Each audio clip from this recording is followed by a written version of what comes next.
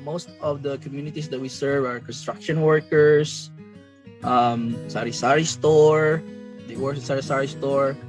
Some are just selling garbage like tin cans, plastic bottles, glass bottles. So it's not really a stable income. Reduce those CO2 emissions from burning of kerosene gas, and also at the same time help the less privileged off-the-grid communities to get affordable, clean energy access in their households.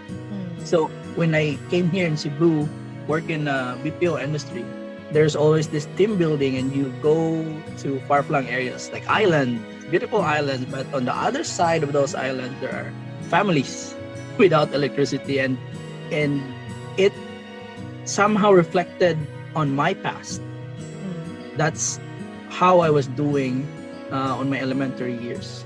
And since I'm now a professional, what if I would do something to help the communities? It would like be helping myself from the past time where we wait for our extinction for the planet to regenerate itself. So we want to cohabitate, or we want to live with the planet, because right now we're just taking and taking and taking, but we're not, or mostly we're not giving to the planet. We shifted to new technologies. We adopted new technologies. We just need to adapt what the new technologies that we are currently having now to save the planet. We can do it. I mean, we humans are resilient, and we can do small changes, sustainable changes, so that we can contribute.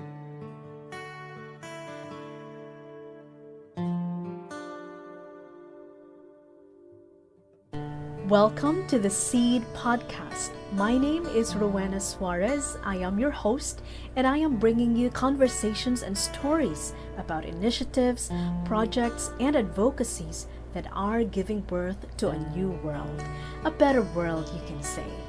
Yes, the world as we know it is crumbling and in disarray, but there is also a new world that is being born. I believe that there is hope, and that in each one of us is a seed that has been planted for us to grow and nurture. We are the seeds that have been planted to transform the world.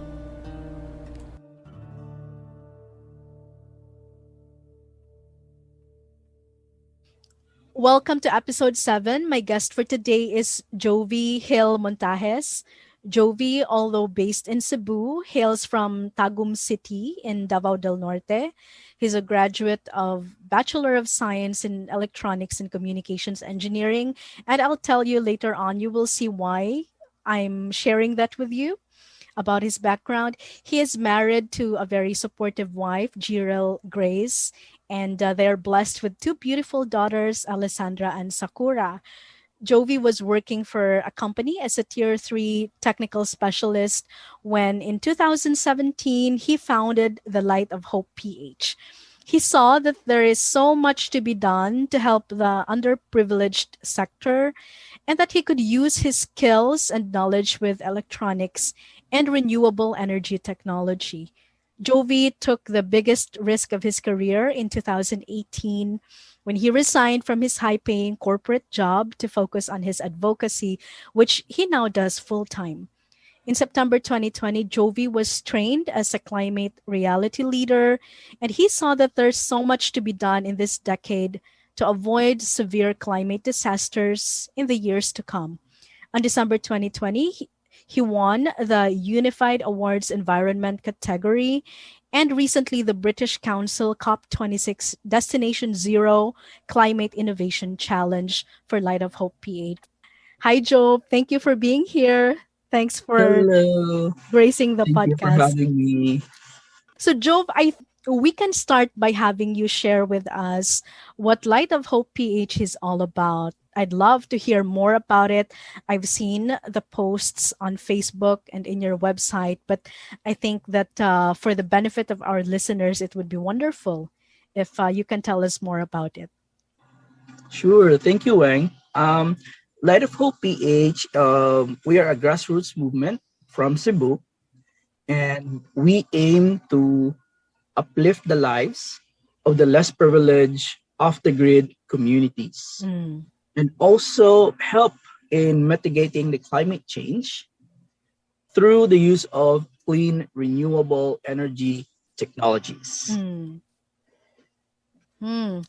So, Jove, I wonder when you talk to, let's say, interested organizations or funders or people, yeah, people who would usually fund these advocacies, how do you describe the impact or the potential impact of the Light of Hope PH project? What do you tell them? How do you describe it?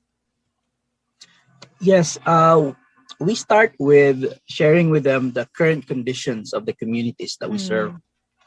The off the grid communities, there are a lot of reasons why they are currently off the grid. And Mm. the biggest factor is poverty. Mm. It is because they cannot afford to have electricity. And also, electricity connection would require you to have your land titles and, you know, pay a hefty amount for the connection itself. Yeah. Their houses are far away, like in a far-flung areas, and the connection for those kind of setups is pretty costly. Like you Mm. need to pay for the wire, the connection wire, the post, and all that stuff, and also the monthly payments. They just can't afford it um, because they don't have stable income. Most of the communities that we serve are construction workers, sari-sari store. They work in sari-sari store. Some are just selling garbage like tin cans, plastic bottles, glass bottles. So it's not really a stable income for them. Mm. And as per our research for the past couple of years, they are spending 30 to 50 pesos per day for buying kerosene gas for their lighting every night, Mm. and also for charging a mobile device like a mobile phone, especially now in the pandemic. Mm. The use of mobile phones and internet are, you know, needed to Mm. communicate to the teachers, to the schools, to your family members, Yeah. and you cannot charge that with kerosene lamps. Like Mhm. it's so what they did is like they pay 5 peso, 10 pesos from a nearby store who has electricity, Mm. or to a neighbor who has electricity. So that's Mm. additional. So that's why it's 30 pesos to 50 pesos per day. And talking about their income, it's too low, and all of that small income is being eaten by the cost of the energy, Yeah. and also the impact of kerosene fumes that Mm. comes out from those lamps. If you are exposed to that for a very long time, you'll have, like, issues in your lungs. Mm. Yeah. Especially the kids will suffer from that when they get older. And yeah, one 1 liter of burned kerosene, that would constitute to 2.5 kilograms of CO2 emission. Mm. And as per our national data, there are around 2.4 million households without electricity. So you multiply 2.5 kilograms of CO2 emissions to 52 weeks. That's 1 year. Here. And you multiply that into 2.4 million households. That's like a big or a large amount of CO2 emissions Mm. coming from this small sector. So those are the things that I would tell um, the passionate people who Mm. would be interested to support in the project. Mm. We could reduce those CO2 emissions Mm. from burning of kerosene gas, and also at the same time help the less privileged off the grid communities to get affordable, clean energy access in their households. Mhm. Thank you. Talking about these off-grid communities, what have you learned from your immersion there? Because when I looked it up in YouTube, I've seen some videos where you and another teammate were going to an island or a specific community, and you guys mentioned that there was a host family, so meaning you were going to stay there for several nights to do the project. I mean, what have you learned from your immersion there about the quality of life of the families living there, and how do you see can others, those who are not involved in Light of Hope PH, how can they participate in uplifting the lives of others? So their living situations. When we go to the island communities, we have to stay there for the whole night because of the travel period, Mm.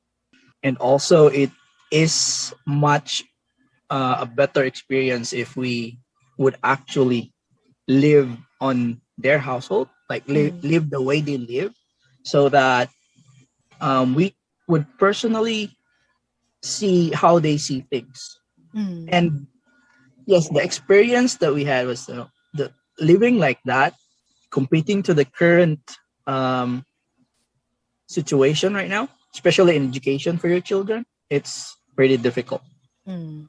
Um, so, with regards to how somebody could, help these communities, so that's what the Light of Hope PH is trying to provide, like a platform Mm. where anyone from around the world could help these communities and also the environment. And we just recently finished the platform. like Mm. just like Yeah, tell us it's more it, about it. Yeah. yeah, it's less than a month. Oh, by the way, the funds that we used to build the platform is from the competition that we won from the British Council COP26 Mm. Destination Zero Climate Innovation Challenge. Mm-hmm. Yeah. And it was not an easy competition. Mm-hmm. like there were around 230 entries from 43 countries. Imagine Wow. that. Wow. And there were only 10 winners Mm. out of those entries. And we're so proud that we are representing Philippines. Mm. So we're the only one from the Philippines who got in, and it's a very very uh, different feeling. Mm. It's our first time winning this international competition, so we're just doing all the best that we could to maximize the impact, Mm. and that's why we built the platform. The platform can be accessed at lightofhopeph.org. You could access that probably when this podcast is live. Yeah, I'll share it in the podcast notes. Yeah. Mhm. So it's on that platform you could easily see what we're doing, what Light of Hope PH is doing. So we're basically using clean renewable energy technologies to provide clean energy access Mm. to the off the grid communities. And also, as part of your contribution, you will have certificates Mm. on how much CO2 emissions you could offset with regards to your contribution. And if you're within the Philippines or you have family in the Philippines, you can also have an option because there is a freebie like a face mask or Light of Hope PH face mask and also a shirt. You can opt to have it delivered to your address, or as a default, it will be provided to the beneficiaries. Mm. So, using this platform, we could reach a global audience of passionate people to help us on the advocacy for the people and for the planet. If we go there, what do we see or what can we do? Like, is there like a membership or how does it work? So, the first page of the platform that you would see about Light of Hope PH and about the mission. You also see FAQs, like Mm. frequently asked questions, and also testimonials of the people who have supported us and also volunteered with Light of Hope PH. Mm. And then in the middle, you will see there the denominations of the contributions. And Mm. it would also show you um, what constitutes your contributions, like how Okay. many CO2 emissions you could reduce with this amount.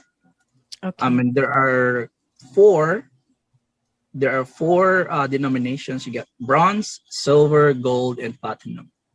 Ah, I see. So it's like when they, for example, if they donate or help support a family or groups of families, it's like you calculate how much CO2 emission is reduced from how they previously consume.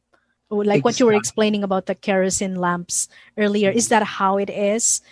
Is that Yes, that's how? how it Okay, is. yeah. Yeah. Okay, perfect. And just to give our listeners probably a more concrete idea about what you do or what you offer, can you describe with us um, what is the product that you offer to the communities? Is it a product? Is it a service? What is it that you provide them? To the communities or to the off-grid communities, we provide them an off-grid solar power system Mm-hmm. that is enough to power two LED bulbs for the Okay. whole night, and also charge mobile phones up to four mobile phones per day. Mm. And in some of the pilot units that we have deployed, they've also used it for a livelihood. Like they would accept payments for people who wants to charge their Mm. mobile phones into their units. So it's reducing CO2 emissions, and they're also getting livelihood out of it. Mm. Now, what do they say about how Light of Hope PH has helped them? What do they tell you about what this has done to them? Yes, that mostly is the comparison of their previous situation to their current situation. Mm. When we visit their areas and stay with them for a while, we would always talk about before this is what we were doing. We're using kerosene lamps, and it's so difficult to see every night. And Mm. there was even this a family that shared with us that their house was almost burned down because the lamps fell down from the table, Mm. and their households are built for light materials. Like some has cardboards, plywoods. There's a lot of fabrics. Mm. So if they did not notice that, like all of the family will be burned down, and Mm. it's gonna be there will be lives Mm. lost if ever that continues. Yeah, I can connect with it, Joe, because I remember when I was in elementary, I remember that during the first few years, we would only use kerosene lamp. I know that it took a while before we were able to have electricity installed in our household. So I remember also studying under kerosene lamp. It's difficult. Yeah, yeah. So have you seen whether there are some students? I'm assuming that some students have been studying under the kerosene lamp, even Yeah. in even in this time. And have you encountered some families where you saw that they were studying under that condition? What differences did you see from before you helped these families and after? The one that we saw in the community of here in the Marigondon community, what they would do is that they would do their schoolworks before nighttime. Ah, okay. So they have to finish all of it, or else they won't be able to properly do it at night. Mm. And then due to some work that needs to be done on daytime, sometimes they cannot finish the their papers because they're using modules Mm. right now. So sometimes they go to the lamppost. It was even featured in one of the local news. Newspapers. TV. Balitang Bisdak. TV. Okay. Yeah. Yeah. And they go under the lamppost, the street lights, just to get a better lighting. That was before. But now, to the families that have already the units within their households, they're very grateful for it, because even at nighttime, they can be productive. They can do their household chores, and for some who's doing some things that they would sell in the morning, like maybe some preparation for they're gonna sell what do you call this, quail egg with quite quick. Okay. So they would prepare that at night, all that other stuff, and then they would sell it in the morning. Before, they can't do that because it's so dark and so difficult. So Yeah. How is it made sustainable for these families? I mean, when they get the units from you, are they able to sustain it? How long does it last? Well, you mentioned this is solar powered, and that means that they will be able to recharge it or power it during the day. Is that how it works? yes, so it's totally off the grid. During daytime, the batteries are being charged through the solar panel, and they could also charge the mobile phone at the same time. And the lifespan of the battery is around 3 to 5 years. Okay. And so, because we wanted to have longer and bigger impact, so we don't just provide it to them, we also maintain it for them. So, for example, in any cases that there is a problem on the units, it needs some repair or replacement, Light of Hope PH will cover that without the cost of the family. Okay. The only thing that they would cover is that for them to feel responsible for the unit. So they would only give out 10 pesos a day compared to their 30 pesos to 50 pesos a day before. They give it to Light of Hope PH? Yes, correct. And that 10 pesos a day, we use that for the maintenance and repair of the units in case problems arise within that 3 years of time. Yeah, that's nice. I mean, because that was one of my questions also in my mind earlier. Like, is there an energy exchange? What do they need to give back in exchange of the product or the service? Because, with many NGOs or any informal organizations like Light of Hope PH, for example, it is important for us to think about how do we make them feel empowered, that there's something that they're also giving, or a certain form of energy exchange, so that then they don't become fully dependent in the organization. The previous thing that we've discovered or experienced before, and also other organizations experience this, if you give out something for free, like fully free, if it's a product, it won't be taken care of. Most of the time, it won't be taken care of. I agree. Yeah. And it would be a waste of resources and time if it won't be sustained. So that's why we decided to put up that very minimum amount of just the 10 pesos a day. Yeah, that's true. I mentioned it in the introduction. You were working. Can I mention the name of the company? Is it okay? I think, yes. Is it all right? Yeah. You were working for Lexmark when you founded the Light of Hope PH, right? And I know friends who would want to work for Lexmark because the culture is nice, it is fun. I mean, they give a decent pay, or people say that they're paid well, like in your case. What inspired you to start Light of Hope PH, and what gave you the courage to quit your job and do what you do now full time? So yes, I'm very grateful for Lexmark. So I've worked there for like almost a decade, and yes, they really pay you well if you do your job correctly.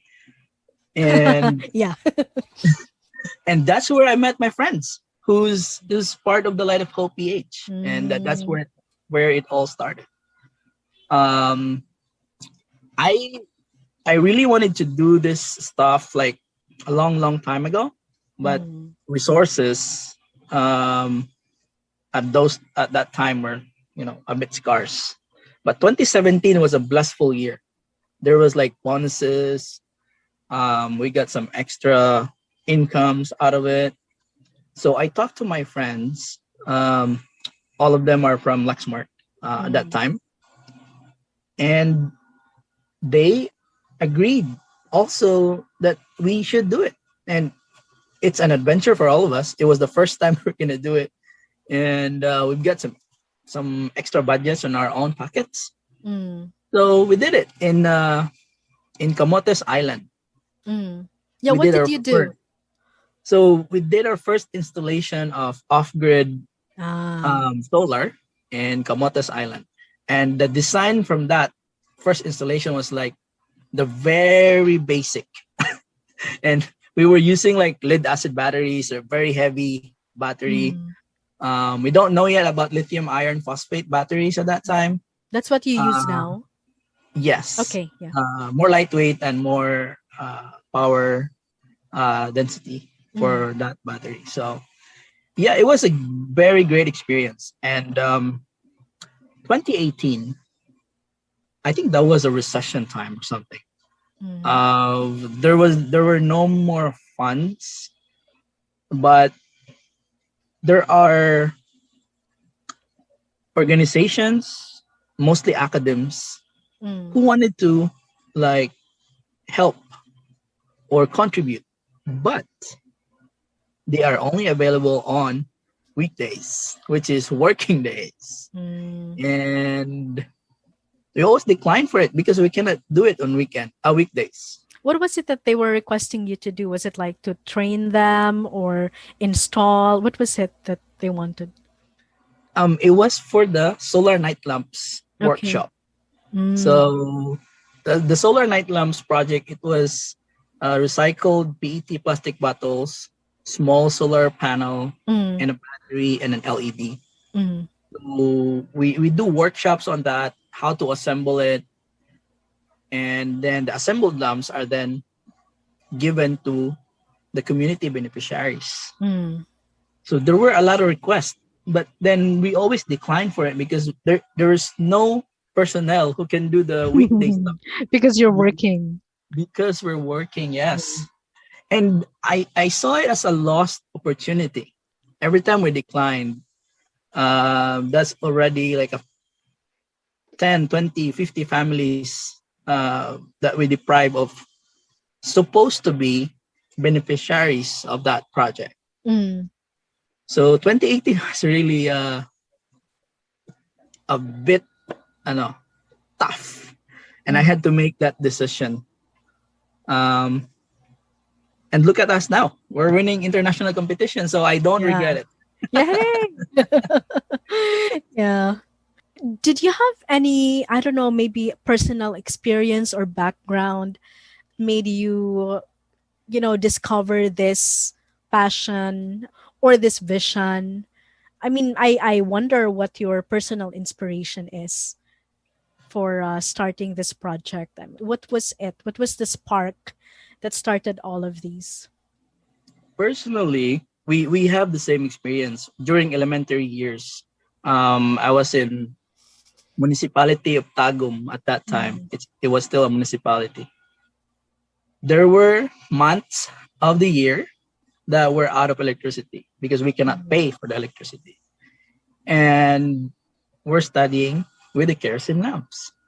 So when I came here in Cebu, work in BPO industry, there's always this team building and you go to far-flung areas like islands, beautiful islands, but on the other side of those islands, there are families without electricity, and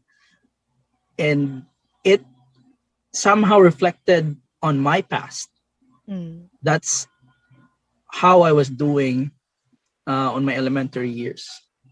And since I'm now a professional, what if I would do something to help the communities? It would like be helping myself from the past.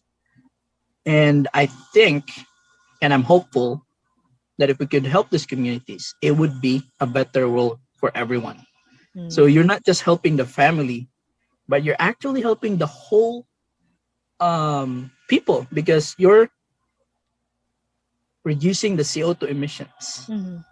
And if we don't do it this decade, according to the world scientists, if we don't do drastic measures this decade,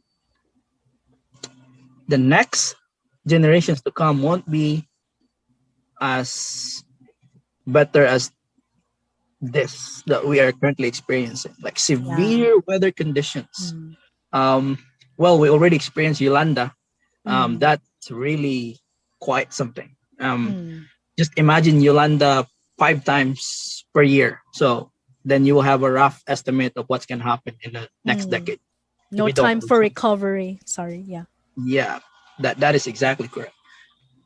So that's one of my reasons why 2018 was my deciding year, because it's there's no time to think about it.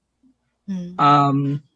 But yeah, when I did that, there are also some challenges on my end, because financial challenges, of course. Mm.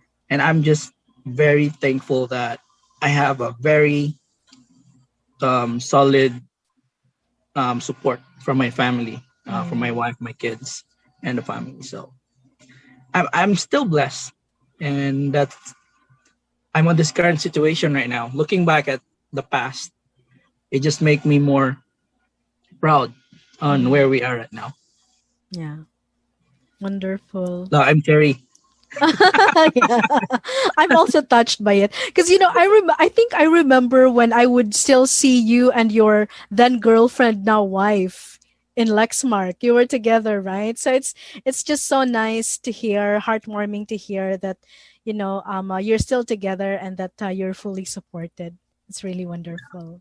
Yeah, Joe, what you described about why we need to do what we need to do now in terms of preventing a climate disaster.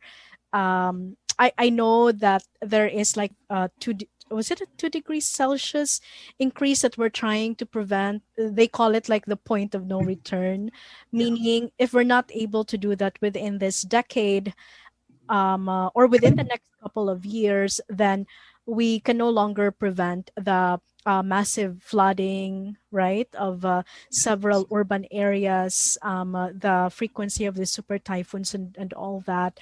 Um, I wonder. I wonder if you see that as, I don't know, do you see that as the most pressing issue or urgent issue that we need to deal with or take action on as a community right now? Or is there something else that you see is a more urgent or pressing issue in this time? It's one. There's a lot of issues actually, but it's one of the biggest and most pressing issues, because Mm. if this continues, there were also a study wherein a lot of cities. Let's focus on the Philippines. There were a lot of cities that would be underwater Mm. if we don't do something or we don't do drastic changes this Mm. decade, and that includes Manila, Lapu-Lapu, Cebu, Yeah. and our population is growing. Like the Mm. latest one, we now have 109 million, Yeah. somewhere like that. Mm. And if water rises to that level, then we won't have land to like live on. So what would happen? People will fight for the lands that are remaining, and it would Mm. be a disaster in the humanity's Mm. perspective. And we're talking about also severe weather conditions, like Yolanda. Just multiply that, and that's what you're gonna experience in a couple of decades if we don't hit the target. Mm. So, and then on the other side, with technological advancements of humanity, there are also segments of the society that are always left behind, Mm. which is the less privileged communities. So those are the two problems that we focused on. Mm. There are still other problems, a lot of issues actually, but um, for now, with our current capabilities, we just want to focus on those two, Mm. and so that we could maximize our resources and our time to actually put a dent on the issues and problems that we're currently facing on. Yeah, I agree with that. I mean, there are a lot of issues in the world. Personally, we don't have to jump into everything, right? I also believe that we should pursue what we are called to do, because that's the beauty of having diverse people, diverse humanity. Because we are called to different advocacies, we are called to different kinds of work, and I like that.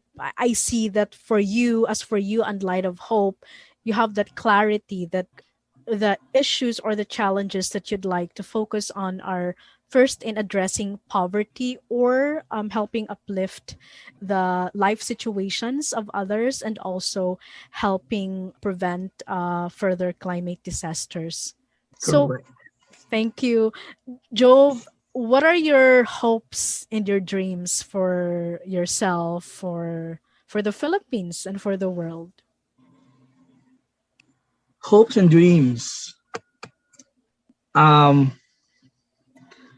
I hope, I wish, and I dream And I that do, because you described yourself as both a dreamer and a doer, right? um, hopefully within this decade, I also wish that we would phase out fossil fuels, usage of Mm, fossil fuels, and switch to renewable energy technologies. I think mhm, that's the best thing to do in able to prevent the climate disaster that is looming in the next couple of years. I know it would be difficult because there are people that has livelihoods on those sectors also. So mm, that's another topic and that's another issues. Also, there are businesses who's earning from those areas, and again, another topic, another issue. So there's a lot of complications on doing this, but focusing on our only planet, like how can we heal the planet? For me personally, that's the best solution that we could do. It might be difficult, but in the last couple of decades we did that. Like the previous people does not know about fossil fuels before, and they were able to shift to fossil fuels, right? And that was like when the industrial revolution started. Now we have the renewable energy. We should also do the same, switch to renewable energy and just forget the fossil fuels. So that's the old technology, and there might be another technology afterwards, so we have to like shift also to that.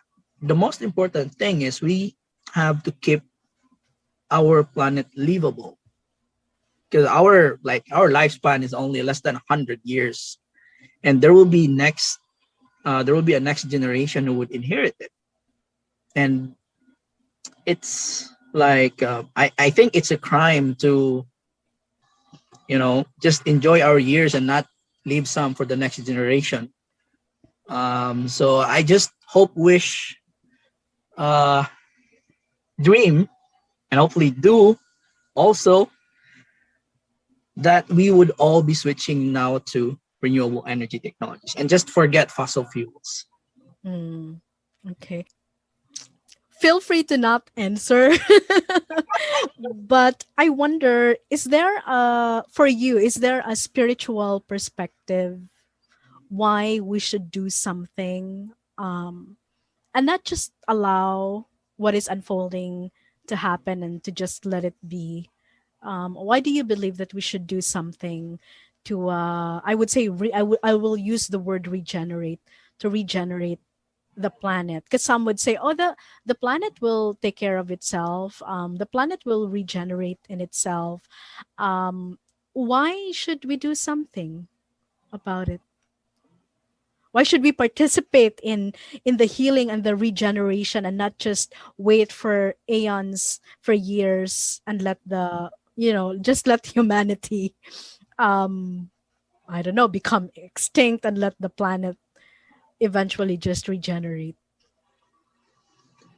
First is we want our next generation or our grandchildren's children's to still enjoy what we're currently enjoying today. And also, you mentioned about extinction. We don't want to be on that point of time where we wait for our extinction for the planet to regenerate itself. So we want to cohabitate, or we want to live with the planet. Because right now we're just taking and taking and taking, but we're not, or mostly we're not giving to the planet. And it's how many million years have humanities been living in planet Earth already, and so I think it's just good to let's talk about a household. It's just good to keep your house still standing so that your next generation can still live within it. So that's why you have to take care of it. We have to take care of the planet. This, for now, it's the only planet that we are currently living on. With science, yes, there might be other planets in the future, but do we really want to go there and start living there for the next generations, or use all those resources to help heal what we are currently living on? So there will be conflicts especially on science, because we're now exploring the next planet, which is Mars. So humanity is trying to go to Mars and build a new colony in there. But there's a lot of resources being used to that. I mean, I'm not against it, but we also should keep planet Earth habitable. So yeah, I mean, it's just paying back to the people who has given to you, and so we should also pay back to the planet who has let us stay or live and experience all these wonderful natural resources that we're currently experiencing right now. And I think it's just it's just a common sense that we really need to take care of it. I mean, you don't, for example, you have a computer, you use the computer and you don't just throw it away, but you take care of it so that you can still use it for a long time. Again, I would say it's a crime. It's a crime not to give back to the planet. We should take care and do something. Small things, actually. Small things that we can do within our households, with our communities. And if you're capable enough, do a wider range and scale it up. But you can always start something small within yourself, your household, and your communities. Yeah. Thank you. And also, I'm reflecting on that. It really changes perspectives when you also look at the planet as something that is alive, that is living, and is breathing, rather than just something where you can take resources from. And what makes you believe or hope that this is possible, that this can be done, that we can prevent, what they call as a runaway or a climate catastrophe? What gives you hope, to use that phrase in light of hope? What gives you hope that this is possible? I'm hopeful because there are still some people who believes in the same idea. And if we just collectively join hands, I believe that we can do it. I mean, we did it. Humanities did it in the previous situations. We shifted to new technologies. We adopted new technologies. We just need to adapt what the new technologies that we are currently having now to save the planet. we can do it. I mean, we humans are resilient, and we can do small something in our own households and in our own communities, also within ourselves. Small changes, sustainable changes, so that we can contribute to saving our planet. And there are new generations and new technologies coming up. Mm. So all we need to do is to adapt to sustainable technologies that are not harmful, and also to encourage people to do more and to do something for it. Mm. Yeah, to do more, because I know that um, if we want to prevent the climate catastrophe, I know that there are really some drastic changes that need to be done, right? Yes. Yeah. From your climate reality training and experience, what are some of these drastic changes that must be done, without discounting the fact that the small changes in every household also need to be done, right, to add up to everything? But what are the big ones that would really have a significant impact in this objective? The biggest and the most complicated one is renewable energy. Mm, Switch, like total switch to renewable energy technologies. Because we already have this big conglomerates and corporations and companies who are already profiting from the mm, oil industry. So for them to like switch like that, economically is not feasible for them. mm, But talking about drastic changes, that's what we need. And that's we need to do. And that's what those people needs to do.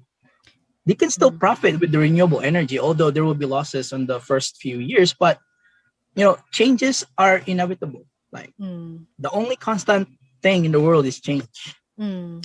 So Yeah. we have to change for the better. Yeah. And at a household level, can we all participate in this so that that shift happens? Absolutely. Small things like you properly segregate your garbage is already a big thing.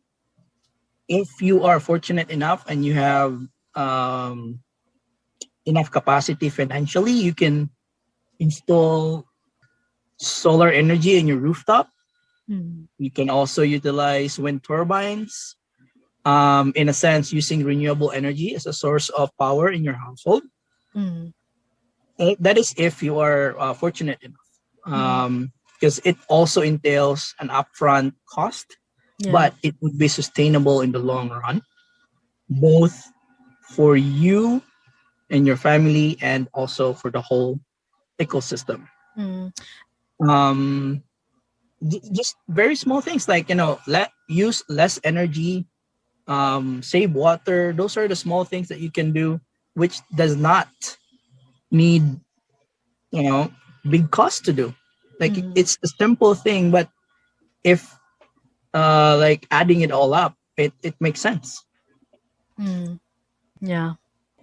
And again, reflecting on that, also as a follow up to what you helped me reflect on, is that if you believe that the earth is conscious, is alive, and the earth sees all of these small contributions, I believe that there could also be a total shift in the energy and in that dynamics with the earth. And personally, Jove, I believe that that will help contribute in the regeneration and in the healing if we really do it consciously, no matter how small it is. But if we do it with full consciousness, I personally believe that it can contribute. And is there anything else? I know that you spoke about the platform already earlier. Are there other ways in which our listeners can support Light of Hope? Um, for listeners that are far away, like for example, outside the Philippines or Mm. outside Cebu, the easiest way that you could help us or contribute to us is simply by sharing the activities or the initiatives in your social media. It Mm. doesn't cost anything. You just have to Mm. believe and share. But if you would like to do an extra mile, you could help us fund our project through the platform, which would Mm. be available on the link, which is lightofhopeph.org. Mm. Also, if you're a company or a corporation who has a CSR activities Mm. and you think um, you wanted to like install off-grid solars to the less privileged communities that you support or within your area, or you want us to select the communities within Cebu, we can talk about it and we can collaborate so that we will have more family beneficiaries but less carbon footprint. Mm. Wonderful. And just one last quote unquote pahabol question. So, in the Philippines, do we have already infrastructure to allow more households and establishments to have solar panels installed? Yes, there are already some buildings. I can even see malls that are shifting to renewable energy. Mm. Big malls like you have there the SM Robinsons, Mm. because they know that the benefits of using it. Mm. So you can shift, you can join the shift to renewable energy, save you cost because electricity costs are just gonna go higher and higher in the next few years. Yeah. So if you can cover the big upfront cost at the beginning, Mm. then um, you'll save a lot after you receive your ROI. Mm. But again, I'm not selling the residential off-grid solar power systems Yeah. or yet. Yet, maybe we can do that in the next couple of years with the light of hope. But for now, we're focusing on off-grid solar for the less privileged communities. Mm. But if you do have a budget, we could refer you to startups or companies who has already doing the installations for the households, Mm. and then you can see from there if you um, can benefit from it. Mm. Yeah. Thank you. Joe, before we end, do you have a final message that maybe you want to share to our listeners? Yes, I would just like to say, Wang, thank you very much for inviting Light of Hope PH in your platform. Um, in our small voices, this platforms that just like what you have, the podcast platform is the best way to communicate to everyone, especially those people we haven't met yet, but Mm. are avid listeners of your podcast. And I just want to say in advance to the people who will and who plans to contribute to Light of Hope PH initiatives, thank you. Thank you in advance. And thank you very much for listening. I hope that you would continue to keep on sharing the light and be a light hero to everyone else.